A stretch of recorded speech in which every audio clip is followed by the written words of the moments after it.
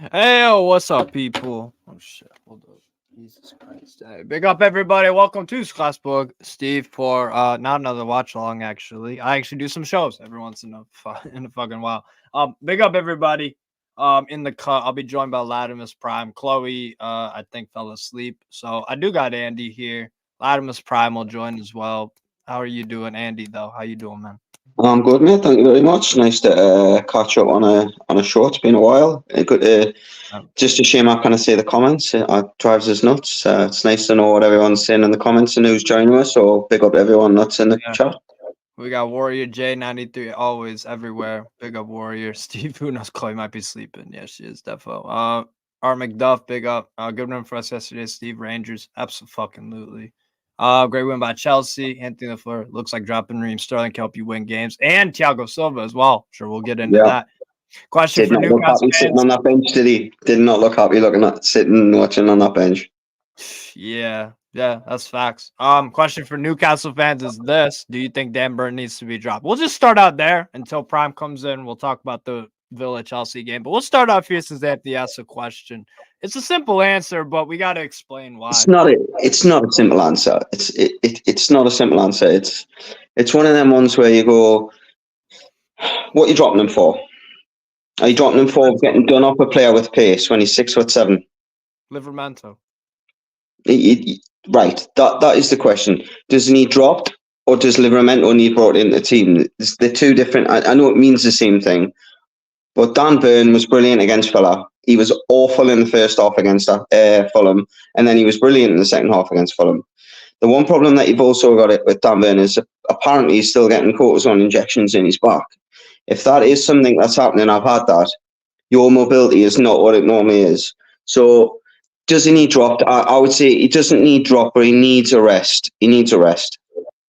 And we have a right back. His name's Tino Livramento, who hasn't put a foot, I'm not saying he's been perfect, but he hasn't put a foot wrong at left back. And that's not his main long-term, whatever you want to call it, his long-term position. But he hasn't put a foot wrong there against all different kinds of opponents. Paris Saint-Germain, playing against Bournemouth, playing against a lot of different teams of different qualities, home and away. He adds more to a Eddie Howe style of play than Dan Burn does.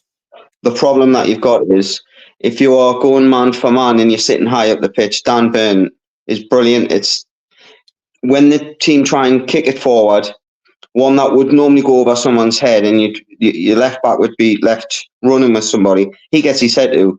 Or when they try and switch the play, Dan Burn gets his head to it.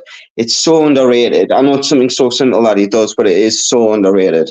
The problem that you do have is, though, if you do get a right winger that knocks the ball and runs, you might have the problem that we had against Luton. In my opinion, he cost for a point. He cost for 2 points. It wasn't just him, but that mistake potentially cost for 2 points.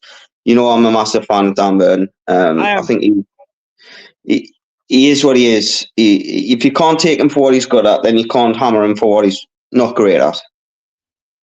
Yeah. I mean, for me, here's the thing. What Dan Burn offers, where was that against Luton? Where was the set piece height that you have in the box? Why are we conceding the wide open goal? I know that's not directly his man, but people talk about Dan Burn. It's like he fixes our defense in set piece situations. No, he doesn't. If he's in the right spot and the ball's played in the right area, yes, but Luton knew what they were doing. Luton knew that they were never going to get behind him on a second ball. They had to go direct against Dan Burn, get the ball to his feet and take him on. That's when Dan Burn's potentially got a weakness against the top. I mean, you're talking about a kid that can do probably 100 meters in 11 seconds. The kid that was doing against, yeah. I mean, come on. He is, and he's tall, and he's got a good first touch, decent technical play. Like he is. He didn't just get around Dan Burn. He controlled the ball around Dan Burn and made sure Dan Burn could not get to the ball. It wasn't just a knock and run. It was, I'm getting it past you now. I'm going to take you on. I've got in front of you. You're committed now. You're either going to challenge us or you're going to let us go. And Dan Burn had to make it. He either had to let him go to the byline, risk a ball in the box, or chance to challenge. And he chanced to challenge. And it was a decision that he made that was probably in reflection, you probably look at it and go, I probably should have just passed them on to Botman because Botman was covering him. But Yes, in he that was. situation, when everything's speeded up, your brain doesn't make the same decisions as it does when you're doing, when you're jogging. So, Especially when you've gotten beat time and time and time again, correct, it chips yeah. away at your It confidence. wasn't the first time that he'd had it all handed to him in effect. I feel that's unfair. I said that there. Actually, I'll retract that statement. He didn't have his horse handed to him. He just had a day where a player got the better of him, and it won't be the first time. It won't be the last time. And he won't be the first left back or the last left back that kid gets run on. Yeah. No, Ogbene's been in outstanding form, and he's been playing kind of more as a wing back. And you have Scottish guy on the right. He dropped into midfield, which allowed Ogbene to get the ball, essentially play as a winger then. And he took him to town. I said at halftime, I remember Benny running Trent Alexander-Arnold ragged early on in the season. Versus Brighton on Tuesday. He's just been in outstanding form. So yeah, it was bad enough for me. He did it at Ben White as well, I think. And why? I mean, yeah, he's got a decent amount of list a big list of guys that he's done over a few times. But I do think, to answer the question, I do think we need to switch things up. I do think it's time that we do give Timo Livramento a run, and also not just for the side, but for him as well. If he's going to start feeling that he's going to be a part of this squad, then he's got to be given an opportunity. 100%. 100%, man. Any other questions in here before we start talking about as a neutral? I think Newcastle should drop Dan Burn against Forest, since I think Alanga's another player where, especially Dan Burn right now, he is a bit he's shaky. For me, you play Livramento. We've said that 1,000 times, though, haven't we? We've said that about Saka. Saka got tortured against him. So, a lie. First 2 minutes, Saka tortured him for 2 minutes. And then we doubled up on him. And then I think there was a substitution. Trippier came on and showed him on his weak foot. So the problem is Dan Burn is only susceptible to be getting done by his winger if he's not backed up by either his midfielder or his centre-back. So we've got to look at it as, was it solely Dan Burn's fault? Or was the team just not in the right position at that time? And I think that's how Eddie would say it. It's also the midfield thing. We talk about this all the time off camera and stuff. The Tonali and Joelinton. Exactly. If you put Tonali and Joelinton on the side, exactly. Side of the pitch. That makes a difference on that side of the pitch. Because Bruno's somewhere else. Longstaff, I thought, did not have a good game. Have a bad 2 games in a row. He's had a bad game yet. Scored 2 goals. Fantastic. But yeah, other than that, maybe a few good pass here and there. I didn't think Longstaff had a good game. Miley was probably midfielder. Bruno had some good passes here and there, but he got overran a few times. Just as a unit, it wasn't great against Luton. And you're seeing the susceptibilities of Bruno without his enforcer sitting next to him. Without a doubt. To answer your question, yeah, another guy, Willock. I'm a massive fan of Willock. He adds huge transition threat in our team, and he's capable of the unexpected, flicking it through someone's leg and running 20 yards and sticking one in the top corner. We don't have another midfielder that's capable of doing what he does. Bruno can't do what he does. So, yeah. 100%. But, yeah, to answer your question, Warrior, yeah, we need to play Livramento, left back. Have to. Because Dan Burn's recent form ain't great for me. And no, it's not. It's just circumstances have made it look even worse as well. Yeah, 100%. But yeah, so yeah, that Luton game was rough. But going to Chelsea, he shouldn't be conceding 4 goals at home. Let's just say that there was 4 goals in that game. Cher was awful. Cher did okay going forward. Defensively, fucking woeful from Cher. You can't concede 4 games at home, and with all due respect to Luton, I mean, Luton just battered Brighton. So people feel with Luton. Luton caused people problems with the physicality and energy. When you've got that's what you've got to stop when you're at home. You've got to nullify their. Nullify. Yeah, better English than me. You're American, what can I say? But no, yeah, we didn't nullify Luton's threats because simply we didn't have the marshals in midfield that we normally would have. We had our marshals in midfield like Joe Linton, Tonali, or even a Joe Willock. I honestly think that game's different. Could be. But then again, it's not even a matter of quality for me because I still think 11 v 11, we have a better 11 than Luton and a squad, even though ours is battered to say the least. You probably take, of course, you take our squad over theirs. It was the attitude.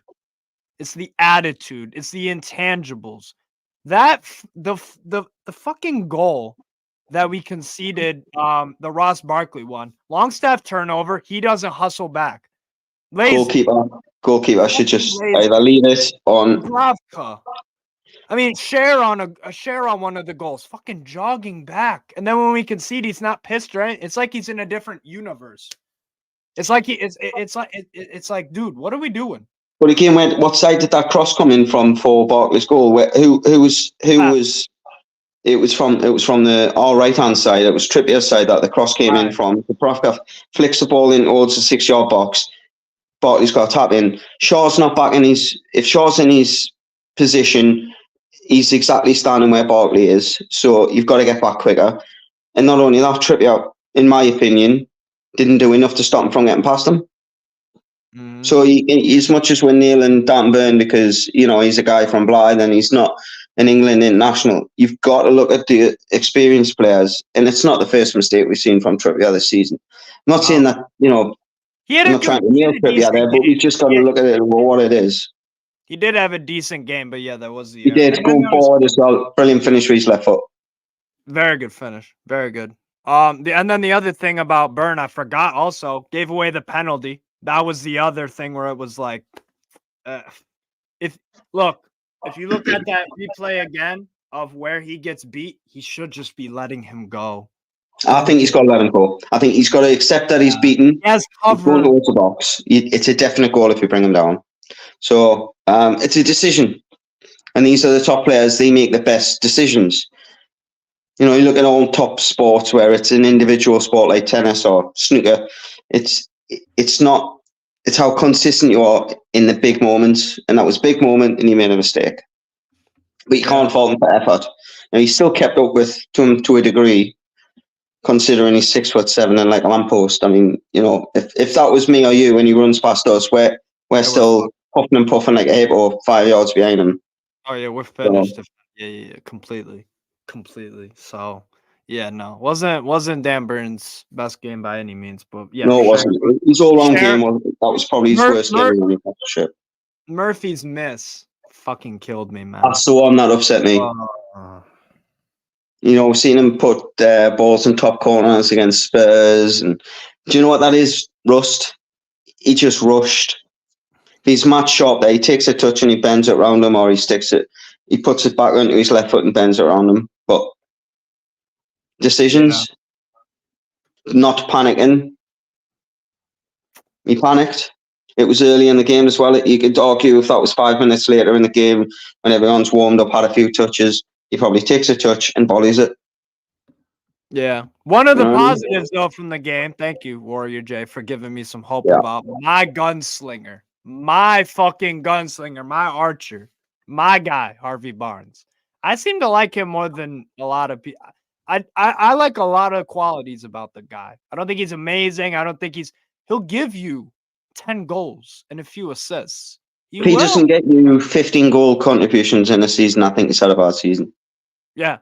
He had 15 goals last season in the Prem alone. 15 goals. So, you've just got to play to his strengths. His strengths are you've got to stretch the pitch. Yes. And he's dangerous from outside the area. He also, if you look at the kind of goals that he scores, they're not a lot of them. A lot of the goals that he scores aren't like, oh, he smashed the top corner or he's a dink. Placement. He places the ball very well. He knows the appropriate amount of power to hit, and he This is where a lot of people criticised him at Leicester. If you remember when he first broke onto the scene, people were criticising his finishing because he was doing the right thing. He was just probably doing it at the wrong time. He was trying to place it when he should have smashed it. He was smashing it when he should have placed it. A lot of his best performances are always Well, Kang lad, it's the same. A lot of his best performances are where he scored classy goals. It's a as they used to say, the guy that won the World Cup for or Jimmy Greaves-esque, just stroke the ball in. Not like a sheer operator in it. I think there's a time and place when you do that. But the thing with him is he makes decisions well in the final third. He makes good decisions in the final third. When he's got an opportunity to shoot, he will slide the ball across the 6-yard box. And if we can just get Isak to have that little bit more predatory instinct and be in the box rather than being involved in the game a bit more, Drop back. then You want him. they drop back so far in that game to try and get involved. For the first half hour, I think we've seen a couple of good touches off him the first few minutes, and then you never seen him for half an hour nearly. In my opinion, and he comes back to, you don't want him to do that. It's a bit like the Harry Kane thing at Tottenham. He used to drop deep. You don't want him up there. You want him either. I'd rather if Isak's not getting in the game, my instructions would be you go out on the left and let the left winger come into the middle of the pitch if we're not on the ball, because then the press is better as well. 100%. Yeah. No, so that is one of the positives, definitely. And the other positive is that we have another reminder. Newcastle United don't have a problem scoring goals. Even when we don't have Isak, even when we don't have a fully fit Wilson, even when we don't have Willock, even when we don't have Livramento on the pitch, Anderson, we can still score goals. That's never been really a problem. But you don't want to be having to rely on scoring 5 goals to win a game. That's the problem, Steve, isn't it?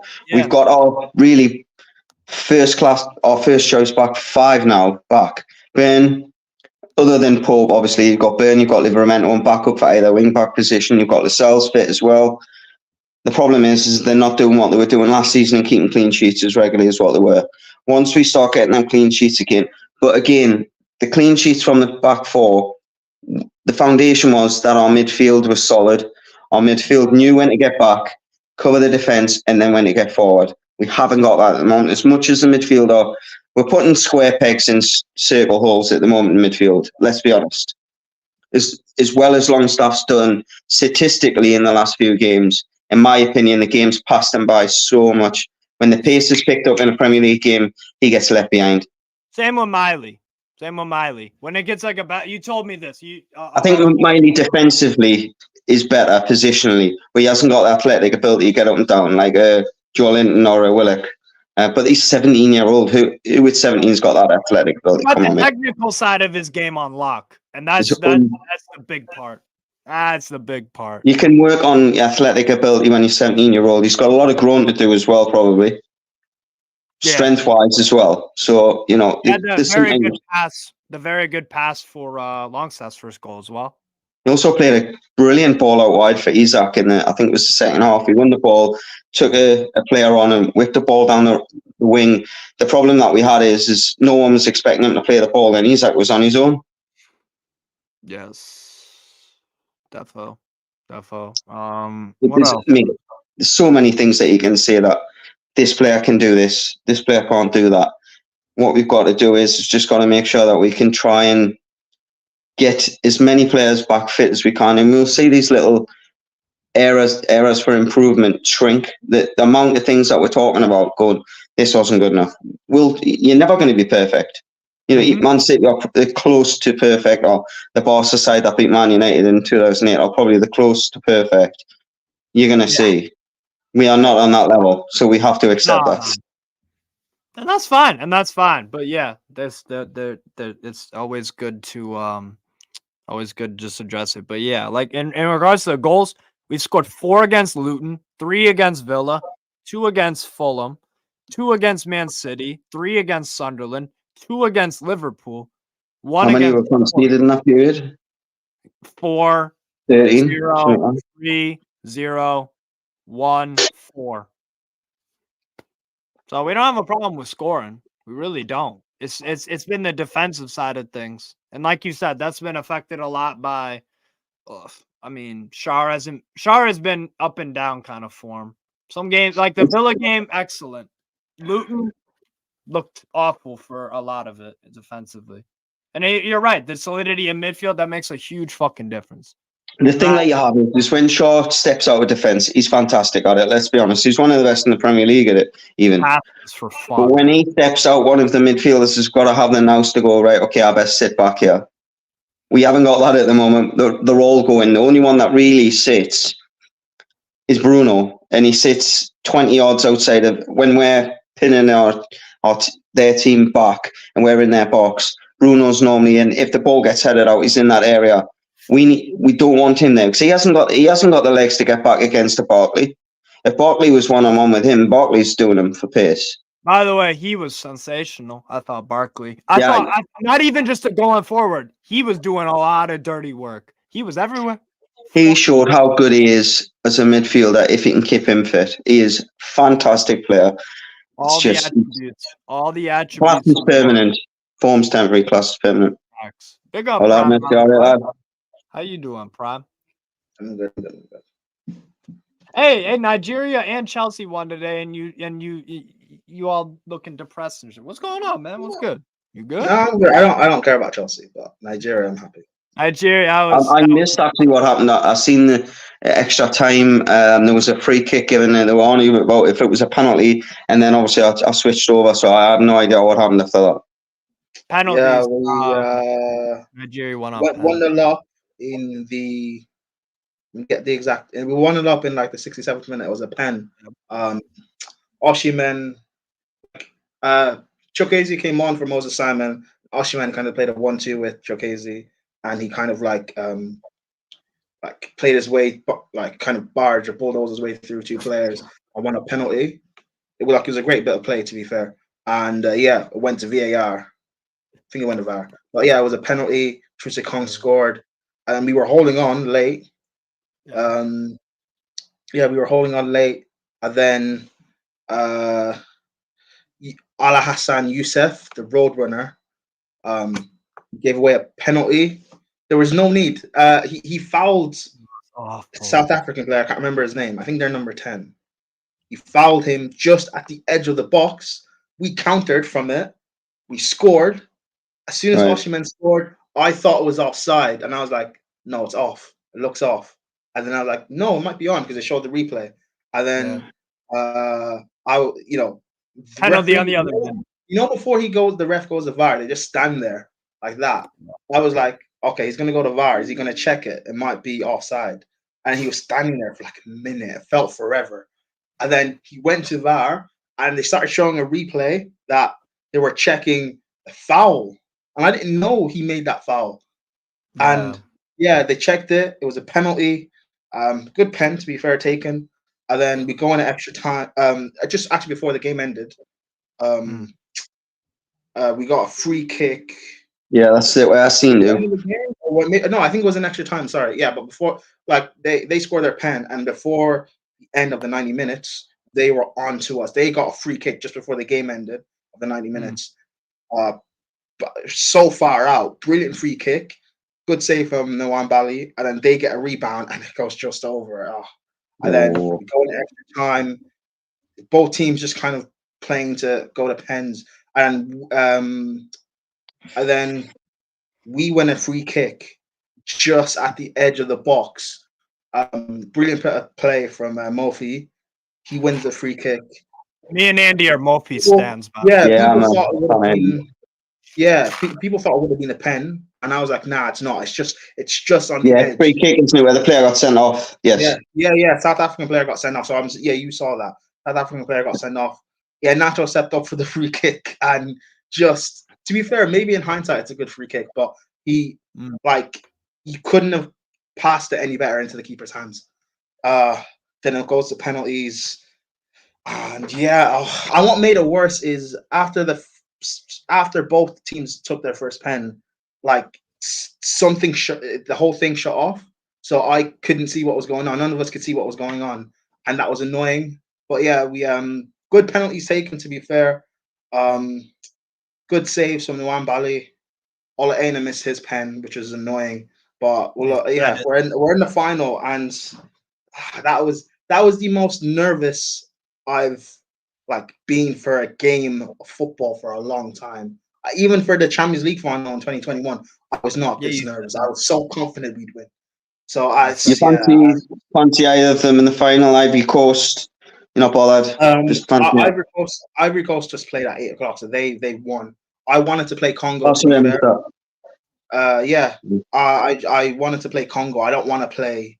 I didn't want to play Ivory Coast again because we just played them, and this game matters. So yeah, but it is what it is. We play Ivory Coast. They're another big side. To be fair, going into the tournament, everyone was saying they were one of the favorites, or if not the favorites, to win. Second, third. The first group game, they started off well, but the next two, they played poorly. They should have gotten knocked out. And they were up until the final group games, the last few group games that were played, and then by was it goal difference or by points, they won. They were part of the best 4 third place teams, and they went through. And now they're here. So I just want to. I'm so nervous. I just want to win. It's a bag of nerves, man. I've got a soft spot for Nigeria. I was good friends, Nigerian friend. I was Oshari's wedding, Ben, and shout out to Ben Uday if you're watching. Lovely lad, loves his football. And I was going to go to Lagos with him, and he, obvious reasons, he said it wasn't advisable. I've always had a soft spot in Nigeria, and they bring up some absolute fucking brilliant footballers. Kocha. Kanu, he couldn't even stand on his feet, and he was so good. So yeah. Listen. Everything Chelsea are going through this season, last season, we win AFCON. I don't care. I really want to win it. Now, did you watch the Chelsea game tonight? Did you, Prime? I did, but talk about it. I don't know. I thought we were gonna go into the game. I thought we were gonna lose. To be fair, I did too. To be fair, I didn't really care. I don't want that to sound bad, but I've been this last month I've been so focused on Nigeria that I don't really care about Chelsea. In Nigeria or in something. The first thing that's got to be said about that game is what is players doing kissing Enzo's shirt when he's holding it up? What is that guy done to be praised? No, do you know what he did? He did exactly what Ryan Taylor used to do on a regular basis for us, and he cost £5 million. It's all the bullshit rumors about him leaving. Yeah, but so kissing his shirt, man. Yeah, I know. He's still bobbing him off. I mean, but it is what it is. It's just him. It's Enzo showing that he's here. He did have a good game, but I mean, you should be having a good game now and again when you've been bought for 120 odd million pounds. I mean, but he's also having a great game against one of the best teams in the league. So. That. But I don't know. Longstaff had a statistically good game against Villa, so I mean, if he can, anybody can. Listen, if you find a buyer, you can sell Longstaff for 100.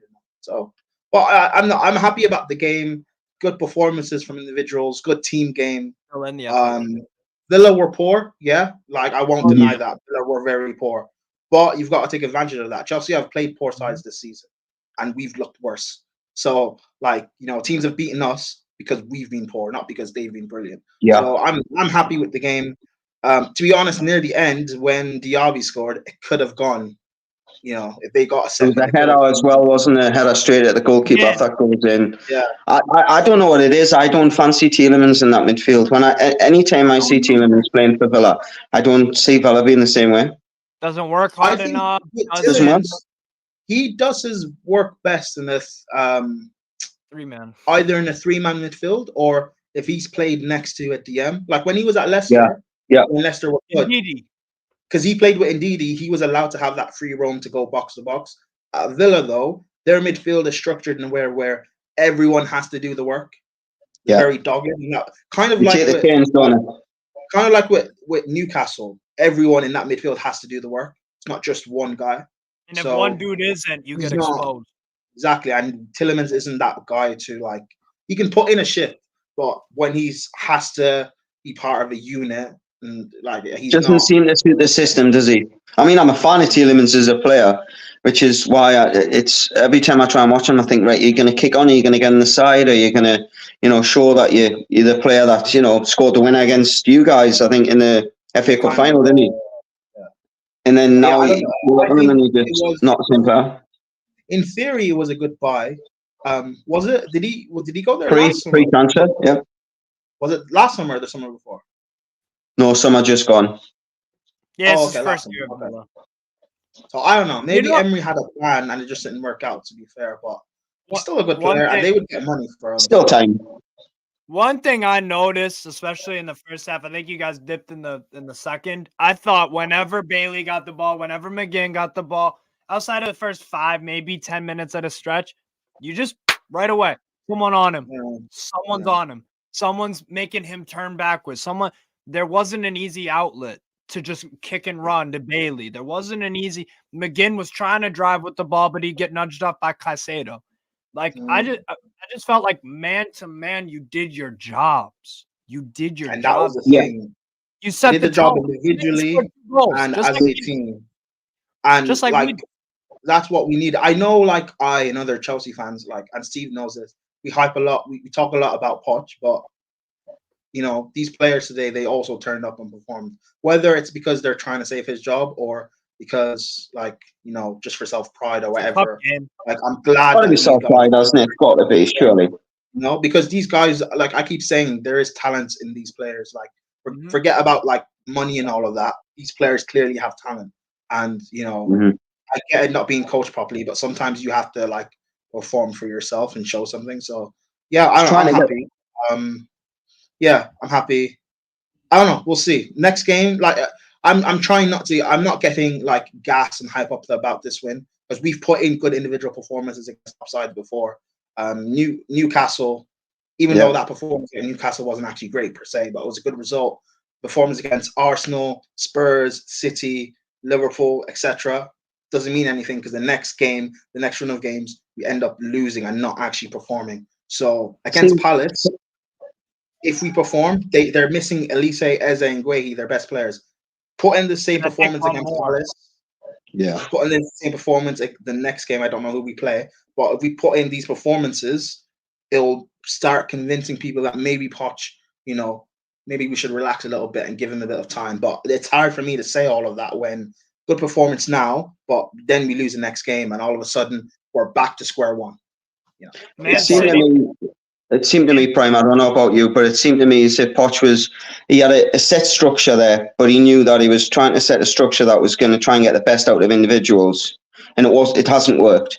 So now the structure has got to be, let's get the structure to, even if it restricts certain individuals, it makes you harder to beat, and then you can rely upon the individual talent that you've got on the side. Because it seems to me that you've just been going, look at the talent on our side, let's just have a set formation and go for it, and you've been getting battered. I'd rather have a star team than a team full of stars. Does that make sense? Yeah. You've got a team full of absolute wonderful footballers on their day. I mean, when Conor Gallagher's outshining everybody over a course of 24 games, that's concerning. No hate on Conor Gallagher, but I think that says a lot for your side. Yeah. Like if we we actually spoke about this on Lewis's stream. Like in theory, we have a spine that he could be using, and then you just put in pieces around it. Yeah. Because so long as you have a structure, like Andy, you've been watching football longer than we have. Like the great teams, or not even the great teams, even the good teams. So long as you have a spine in place, any players that come in and out of that, the team will still function and work. Yeah. And we have not had a spine this season, and it showed in so many games. So, and because he keeps swapping and changing our center back pairing, keeps swapping and changing the midfield setup, keeps swapping and changing the forward line. If we have a spine, and even if it's the same players or the same spine that started today with, you know, Petrovic, Sassy, Silva, having Enzo and Caicedo next to each other, you know, if you use that as a platform and then put players in and around that as you need, like I think that would like work at least for the end of the season anyway. So first time I've been impressed with Gusto. I thought Gusto had a good game. He started off the game shaky. He did start off the game a little bit shaky, Gusto, for 10 minutes. But I really love the guy. I really love the guy. I think he's a brilliant fullback. Like he's a brilliant talent, and over the next like couple of years, you'll see. I think he's one of the best out there. He's one of the best fullbacks out there. I was on the watch along with Jimmy, and I think he made a comparison to Wan-Bissaka, and it makes a lot of sense because Wan-Bissaka's a fullback that's very good defensively when the ball and the player is in front of him. Mhm. If he gets beat, that's problems. But Mhm. Wan-Bissaka sometimes does have a good recovery challenge in him, good slide tackles and stuff. I feel the same way kind of about Gusto, and I think Gusto's a little bit better going forward. No, I think Gusto's good defensively. Yeah. I think like he's not. The thing when we bought him, right? The thing was he'd be brilliant going forward and poor, or not poor, but like average defensively. But when he started off this season, he started off brilliantly defensively, and he faltered a little bit. It's particularly when around the time when he got sent off and stuff, he faltered a little bit, and he lost a bit of form. But now he's gaining back that momentum. I really like the guy. I really like in a world where there aren't that many like quality fullbacks, and it's tough to find. I'm glad that we have one. I'm really glad that we have a really young one that we can develop and have for the future. So how old is he? 20 is he? 20? Yeah. Yeah, I'd said to Steve in the past that I hadn't been impressed with him, and I thought that they'd probably made an error, and I thought he was probably more of a midfielder, if I'm honest. But he did show glimpses of if he can get his defensive awareness heightened, then he's going to be a good attacking wing back. Because I do think Chelsea in the long run will go to a back five. Yeah, no, we will. A back five does suit us. Suits us, which is weird why Poch hasn't changed. Like there were rumors came out midweek about him. We are midweek. Rumors came out like a few days ago that he might switch to a back five, and it's like if that's the case, then you should have done that months back because that makes sense. It suits our players. We can get the best out of our wing backs. It protects us defensively because you have that extra man in there. Like it would work, but James being out's not helped, like, has it? Let's be honest.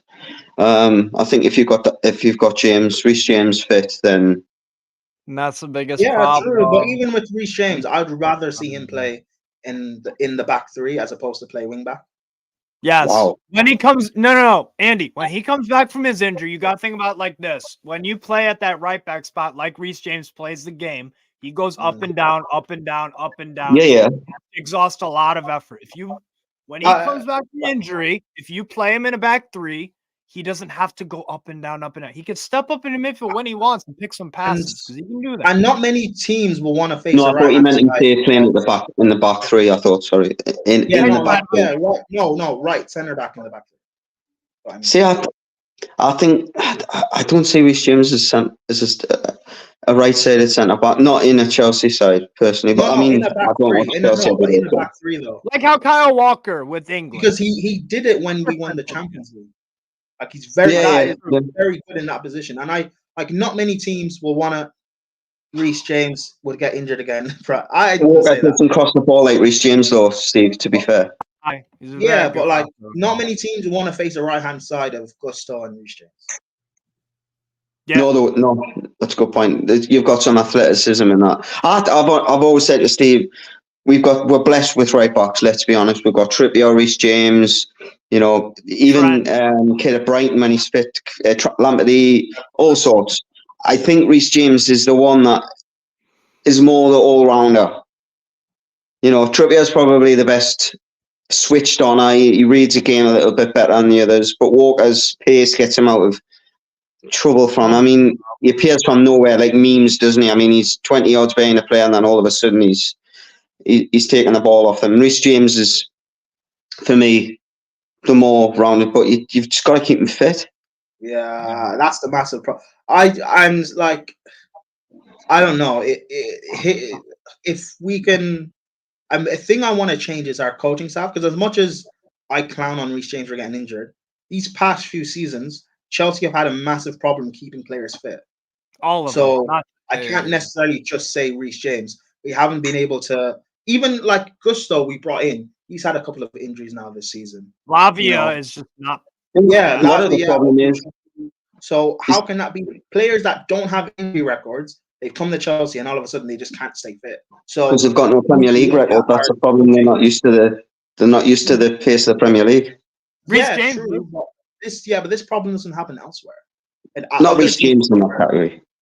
Yeah, no, I'm not talking about Reece James. I'm talking about like Fofana. other players we've bought. So that's why I'm like, we need to. If the coaching staff or the medical team that City have, for example, they've brought in injury-prone players and they've been able to stay fit for the most part. Yeah.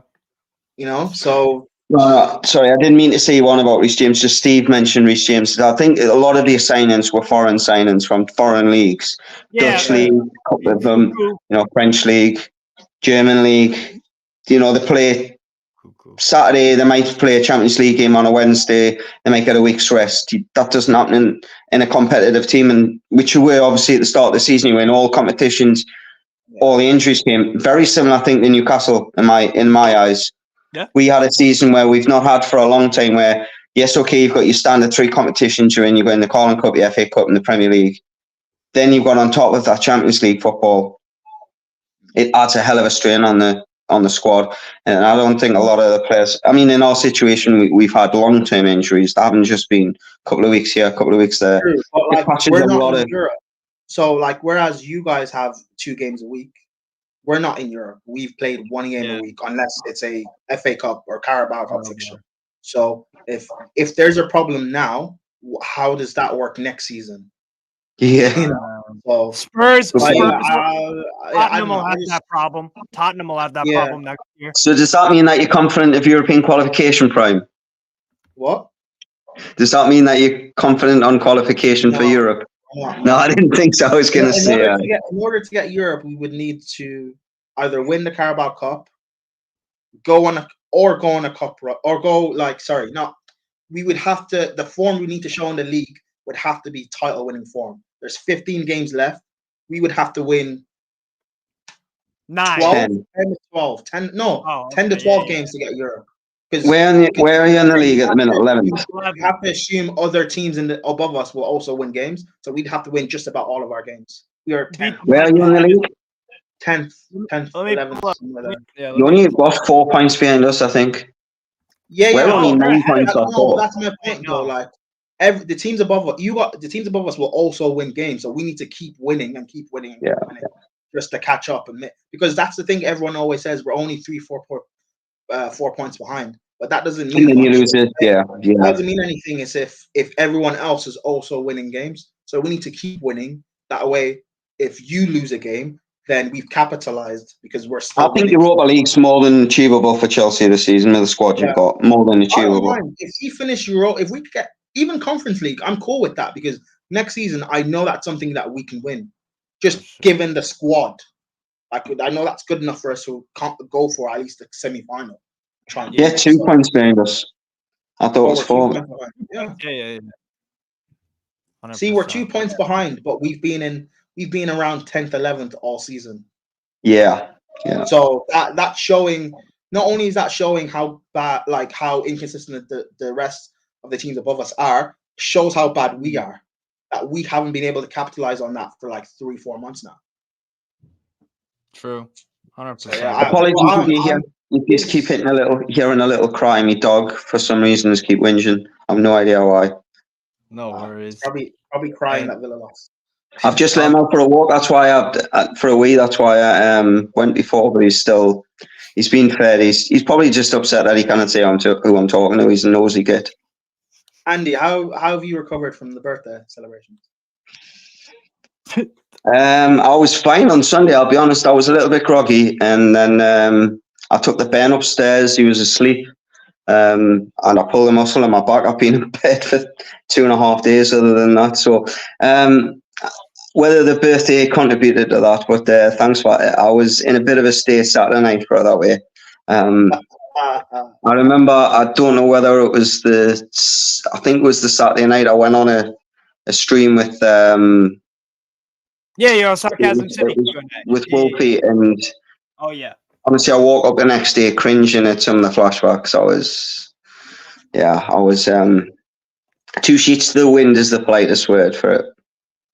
Yeah, that's fair. Anyone else stand out for you guys for Chelsea tonight? I thought Jackson for me. Yeah, he's good on the left. Good on the left. I think that might be his long-term best position because I do think he's got a lot of the attributes. I thought I saw some very nice clean passes, to get things, to keep things ticking along. Good physicality. I mean, he gave Matty Cash some fucking trouble, and Carlos had to come out, and it was freeing up a lot of. I thought he had a good game. He got the best out of his attributes because he was in a position where he could show his attributes, mate. That was simple as that. He's not a strike. For me, he is not a number 9. Yeah, what I've when people say that, when people say that like we can't play the false 9, I've said we can, but like again, it's like any system really. It just depends, or any formation depends on how you're being coached. If Palmer's playing up there as the false 9, but he's dropping deep, vacating space, someone has to drift in and fill that. And Jackson did that in game where Palmer would drift and Jackson in and occupied that space, and that's what I liked. The build up for the first goal where he took on, I think it was Matty Cash, he took Cash on, and that got the ball in the box for Madueke to lay it off for Gallagher. So yeah, he had a good game.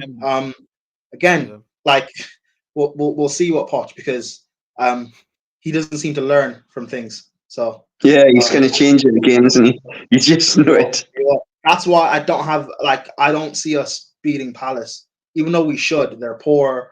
They've got their best players out. Wow. Yada yada yada. But I just don't trust Poch. It's not even the players, by the way. Like, we can say what we want about the players, but if they're not set up correctly, like, you know, if we're gonna play, if we're gonna change up the back line or leave Caicedo in midfield on his own again or whatever, or play Mudryk, I don't know, but yeah, It's the same as 2 people on a chessboard, isn't it? If you've got a bad chess player and a good chess player, you've still got the same pieces. You don't move them in the wrong order, then shit's gonna hit the fan, isn't it?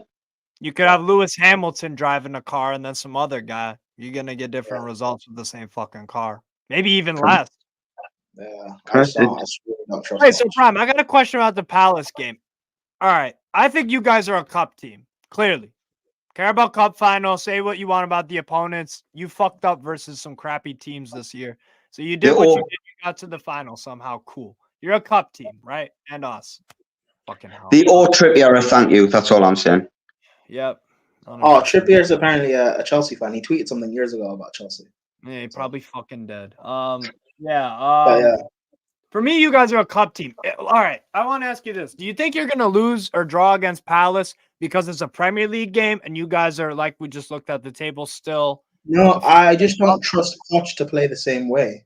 Like, if we set up this way, if we set up the way against Palace how we did against Villa just now, particularly considering how poor Palace are, we will beat them like 2-3-0, 4-0. Yeah. Again, Villa aren't a bad side. They're a very good side. Not at all. Villa are a good side. Terrible form. So you would think play that same way against Palace. Palace are much worse than Villa. 1,000%. We should. If they haven't got the big stars, if they haven't got Elise, Eze, and they're all out injured. So you would think if we play how we played against Villa, we should easily beat them and roll them over. But we won't. He'll do something to mess it up. And then we'll go into the game and we might win, but we'll scrape the win for a poor performance. And all of a sudden, people will be confused about why did we not look the same? Because we've been doing this all season. This is the thing, consistency, isn't it?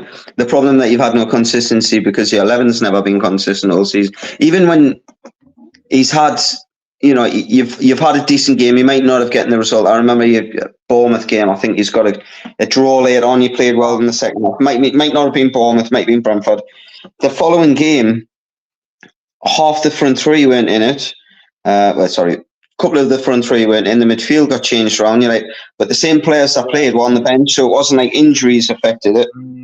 It was just I want to mix things up. It was like Blair will have a good game. Blair will have a good game. Yeah, and then he will. I think was it before AFCON maybe or something.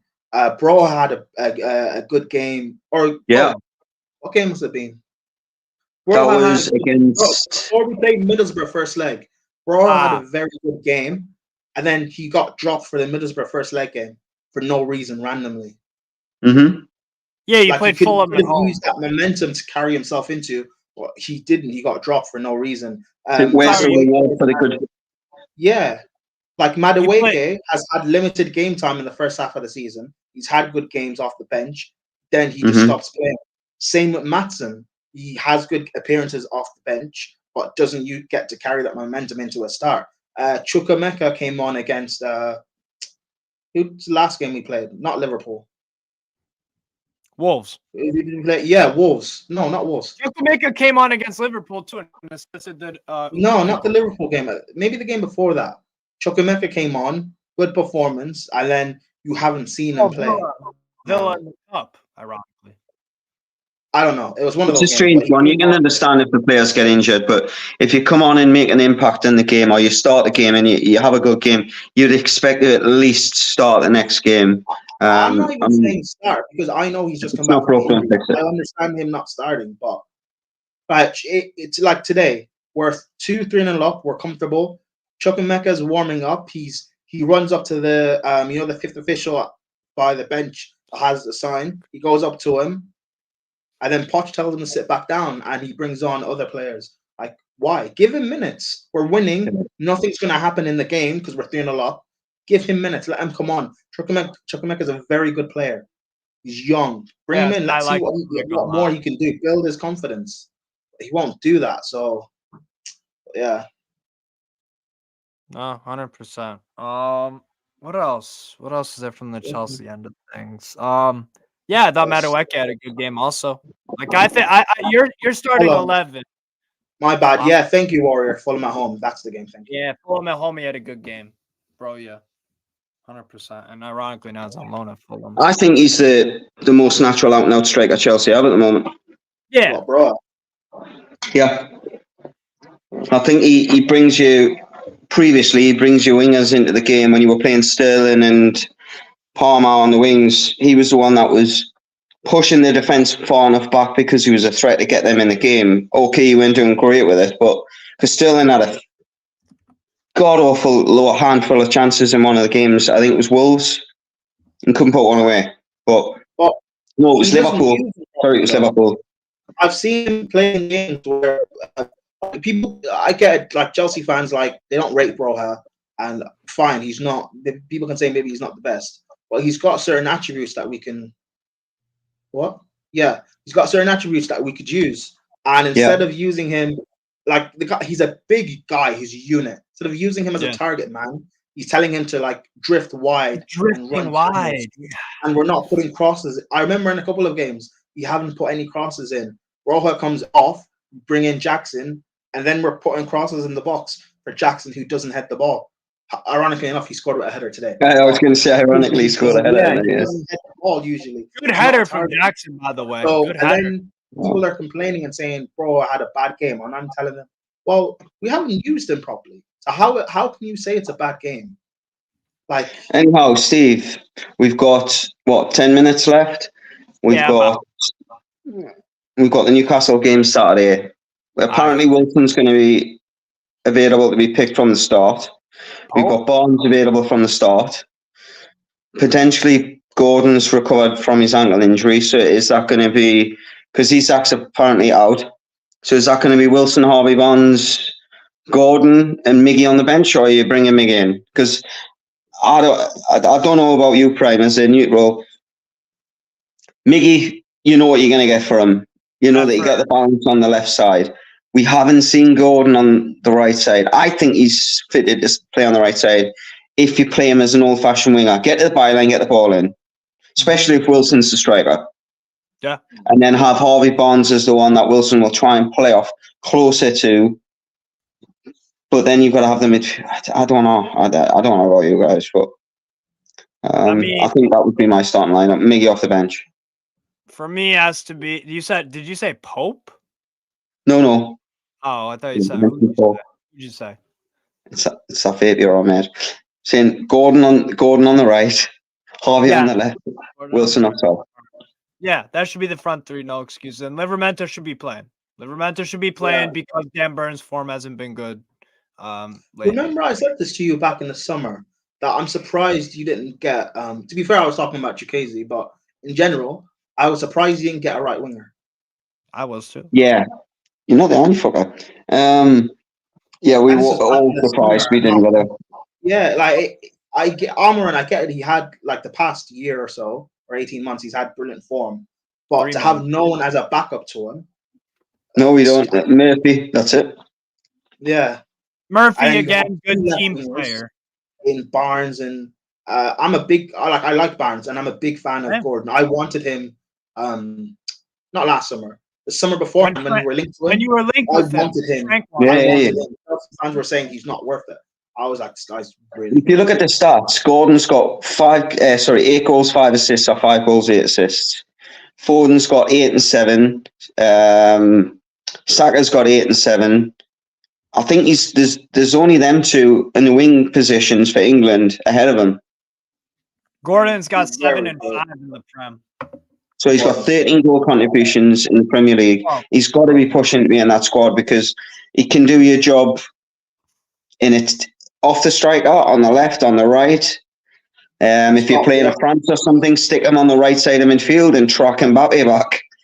Not even just talent. He's got work rate. Like That's it. Where he was playing as a lone striker for Everton, and they were lumping balls into him. I was just like, And you don't win the best player of the under-21s if you're not a decent player. Exactly. In the tournament. I mean, he was the best player in the under-21s tournament.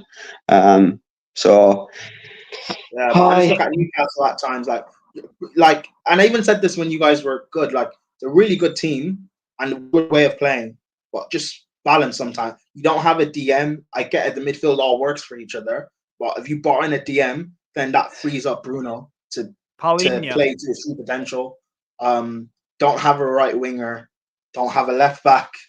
It's like little things. Well, Livramento. We've got a left back. We've got a left back. He's just No, Andy. We're talking about the quality where we want to be. I know. Where we're going to go, I totally. I was just and then you loan in Lewis Hall, which I'm assuming. Okay. Yeah, Lewis Hall. I don't know. I don't think that guy. We haven't even getting into that. That's another point. That's something that we should be talking about with Chelsea guy on. I mean, what's going on with that? Every time he plays, we'll have to pay a fee? I don't know. I assumed it was a loan with an obligation to buy. That's what I assumed. I think it's an option. Oh, I've been told that. Keep him. I've been told. Keep him. It's an option. Option is that like triggered by certain things or what?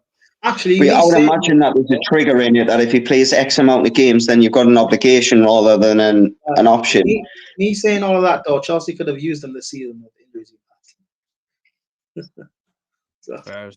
I mean, I looked at Chilwell tonight.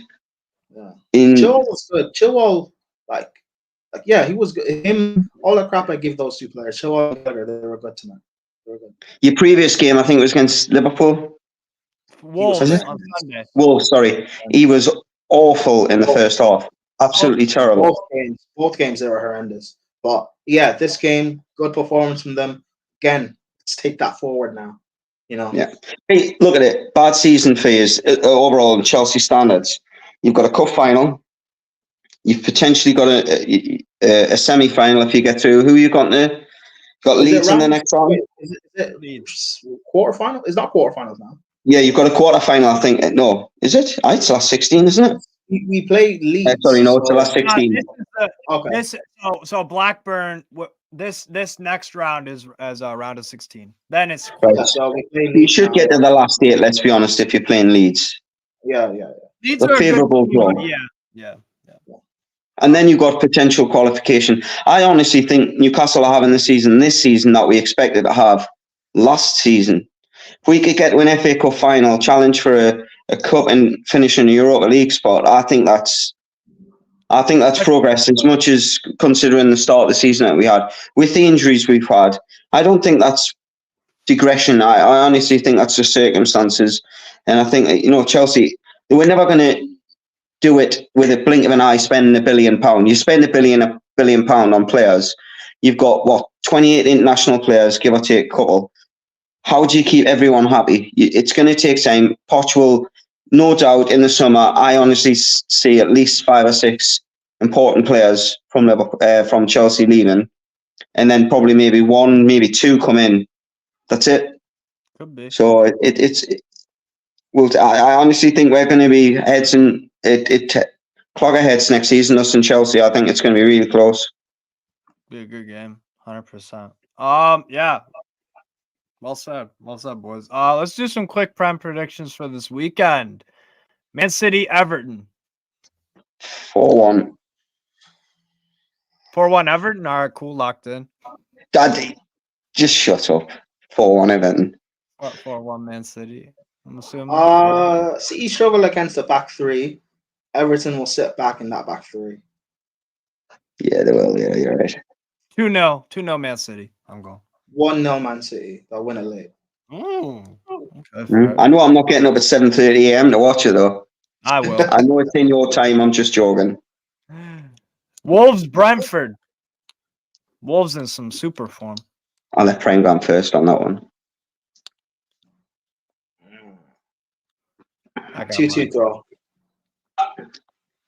Oh, they got Tony. They got Tony back. That's true.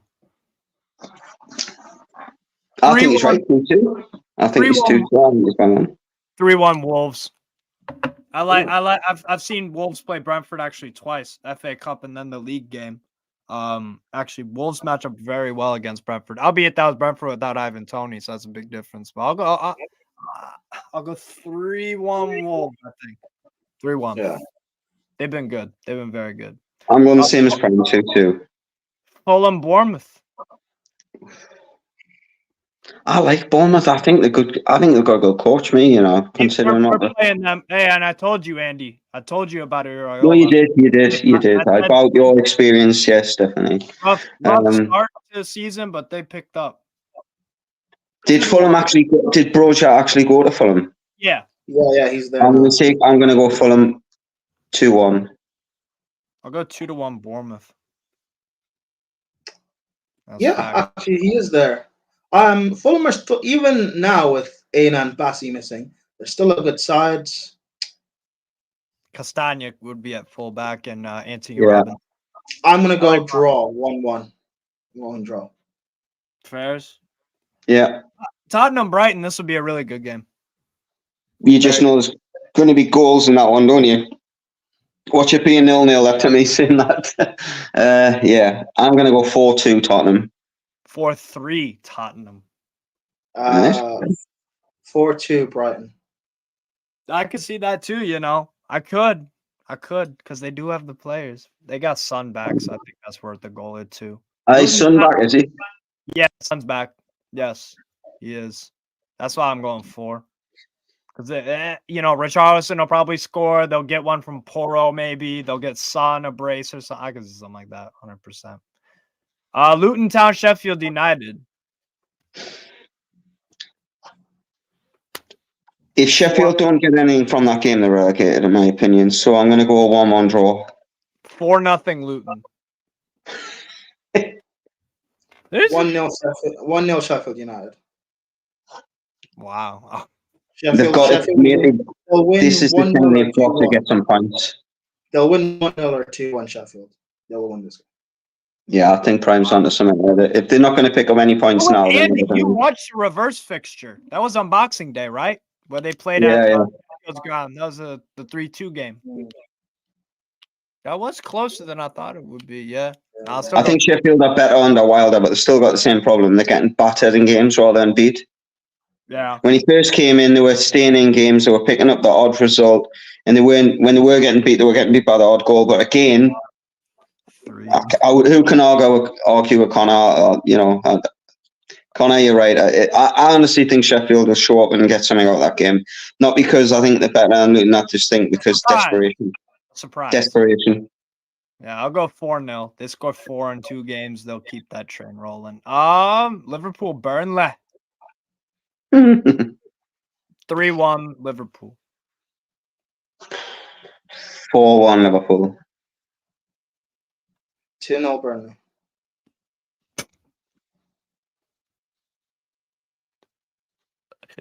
I'll give you $30 if that happens. 30. Did you just say 2-0 Burnley? Yes. Yeah, you heard right. Your ears are not deceiving you, my friend. Well, they're big enough. They just didn't work. That's the problem. Right. Okay. I'll be very surprised if that happens. To be fair, Burnley they don't mind attacking whatsoever, so they could put up 2. That's the problem against Liverpool. You attack against Liverpool, they will rip you to pieces. If you don't do it in the right times. Szoboszlai is out for 3 weeks, I think. I saw 2-3 weeks. So that could be a different. Yeah, I'll still go 3-1 Liverpool. Be a good game, though, to be honest, because Burnley will go for it. 3-0 Liverpool, 3-1, 2-0. Fairs. Then the other one. Oh, yeah, we got 4 more. Forest, Newcastle. Forest at home are good. They are good at home. I just think that we'll have enough to beat them. 1-1. I'm going to go 2-0 Newcastle. You said Wilson's back, right? Yeah. And Barnes. That's what we're hearing anyways. Will he start or be on the bench? He's got to start. If he's fit, he's got to start for me. And even if you can get 45 minutes out of him, he's got to start. Week's rest as well. Yeah. If he can only last 45, would you not bring him off the bench in the 60th minute? No, because the game could be done by then. Yeah. I'm going Newcastle win. I'll go 3-1. I'll go 1-1. Yeah. I think we'll get a penalty in that game. I don't know why. I just think we're going to get a penalty. Fairs. I'll go Harvey Barnes goal. West Ham, Arsenal. Wouldn't it be great if Arsenal get beat off West Ham after that celebration? They beat him twice this year already. West Ham 1-0. I'm thinking with my heart then rather than my head, but I don't care. 3-1 West Ham. Oh. They beat him 3-1 in the Carabao Cup, at their ground this season. Yeah, I know, but it's not winning the league, is it? I just hope West Ham beat Arsenal 2-0 in the league, no? Yeah, at the Emirates as well. But they had I hope Paquetá takes off on half the Arsenal team and slides one in the bottom corner. Then you could see that. And then celebrates that he's just won the league. I'll go 2-1 Arsenal. Unfortunately. 2-1. What are you saying, Prime? 3-1 Hammers? Yeah, 3-1 West Ham. And Andy's going 1-0 West Ham, yeah? That's a bit of a... I've went for a daft one, so I'll say Arsenal scoring, but... There's always surprises. Exactly. That's fair enough. Villa, Man United, I'm sorry. Man United win. Villa, nah, man. Villa tonight, and then the past few games, fucking awful, honestly. I'm going to go 2-2 draw. 2-0, 2-0 Man United for me. If I see any team winning, I think it's Villa, I'll be honest. Didn't United just win their game 3-0 against West Ham? Yeah, but... I think Villa are going to get a kick up the ass from losing this game by Emery. I say 2-0 Villa.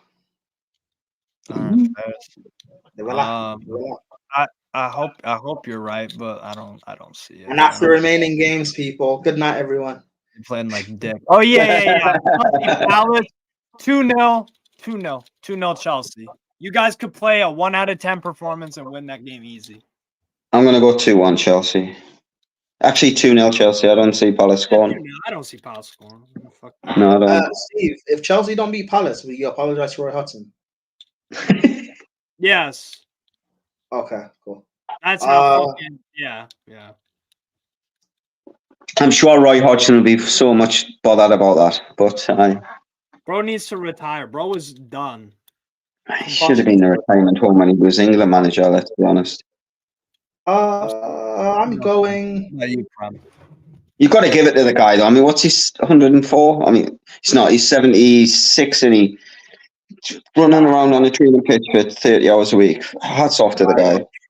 Joe Biden's like stepbrother or some bullshit. Honest to God. Wait, Steve, you said 2-0. Andy, what did you say? Sorry, what were you saying, Brian? What was your score prediction? I'm going 2-0 to you guys, mate. A, please the guest, and B, because I just don't see Palace scoring. Although No. Connor's going 1-1, so yeah, that gives me even more food for thought for 2-0 because I just don't see Palace going. So UNC we're both going to no. Everyone Yeah. thinks that we're going to go and beat a poor Palace side without their best players in Chelsea on a 1-0 win streak. Do people know? We are losing 1-0. 1-0 Palace. I'm glad you're not on the coaching team, otherwise they'd be in trouble. All that optimism. It'll be a set piece. Who the fucking hell is going to score a goal for them? It'll be like a corner or a free kick set piece. Schlupp. But yeah, they'll win. They'll win. The revival of Jeffrey Schlupp. You guys don't know. You guys don't know. Schlupp is. Who else have they? I mean, they've got what? Jordan Ayew, Mateta. Yeah, Will Hughes as a number 10. You laugh, but watch, you laugh. They'll be bidding 100 million. They'll be bidding 100 million for him in the summer if he does. Laugh all you want. Laugh all you want. Fucking 1-0 win. Brother, if one of the Chuckle brothers of the Ayus, oh my god, yeah. Oh, yeah, Jez will be on. Actually, no, Jez. Well, Jez even he'll be shameless. Jez hates the Chuckle brothers. What's the crack in the comments for the Newcastle game predictions? Oh, 3-2 Newcastle, 2-2, 2-1. I think that was the only ones really, but yeah. Good stuff. Good stuff. Yeah, big up people. Hell of a super sub from Prime on the Chelsea side of things for Chloe, who likes sleep as much as I do. Impossible. No, it definitely is. And Andy, of course. I thought you'd piped up now that they'd won a game. So thought, yes, I'll do a video. I was looking forward to the series for last 5 weeks, on a Friday. A lot. She was going to Chelsea went on a slump. She was just like, I'm not doing any videos, Chloe. She was gonna come in. She was gonna come in with a heavy dose of Gallagher prop for the fucking golazo of the century he scored tonight too. Oh yeah, so that means the next time she does the show on Chelsea lose, she can't do Gallagher. Yeah. Do we get a free subscription now because we're filled in for it? 100%, 100%. Yeah, big up everybody. Thanks for joining. Congrats, Prime, on your nation and club doing some. Thank you. All the best, everybody. Thanks for joining. No one cares about Chelsea, but thank you for. Big up, everybody. Hit the fucking like, subscribe, all that good stuff. Peace out.